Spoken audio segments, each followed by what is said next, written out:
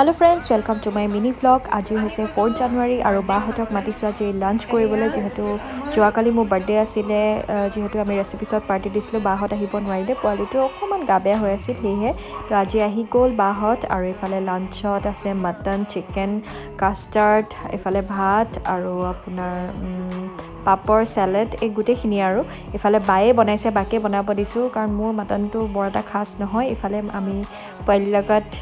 খেলি আছোঁ তাক বেলুন এটা দি দিছোঁ সি খেলি আছে পুৰা ইফালে বাও আছে ওচৰত আৰু এয়া দেখিছে বায়ে কাষ্টাৰ্ড বনাই আছে বায়ে কিন্তু খানা বহুত মজা বনায় আৰু ভাল লাগে খাই সেইকাৰণে বাকে দিলোঁ বনাবলৈ আৰু ইফালে দেখিছে ভিনদেউ আৰু বা আৰু মই খালোঁ আৰু বাহঁতে আগতীয়াকৈ খালে যিহেতু